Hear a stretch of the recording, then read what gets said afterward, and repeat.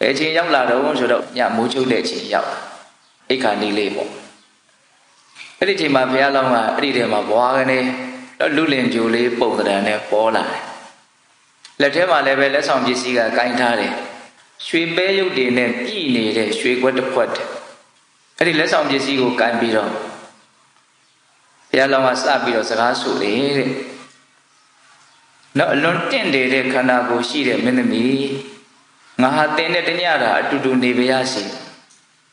ဒါကြောင့်တင့်ကိုဟာဟောဒီလက်ဆောင်ပစ္စည်းတွေယူလာခဲ့တယ်မင်းသမီးကစဉ်းစားတယ်အဆောင်ချက်တွေအလွန်ထူထပ်နေတဲ့ဒီငါရဲ့နန်းတော်ထဲမှာဘယ်လိုလုပ်ပြီးတော့ဒီလူလင်ကရောက်လာတယ်လေဒီငါရဲ့ဒီနန်းတော်ဟာလုံခြုံရေးအလွန်အားကောင်းနေပေါ့ဒီကြားထဲကနေပြီးတော့ဒီလူကဘယ်လိုလုပ်ပြီးတော့ရောက်လာလဲ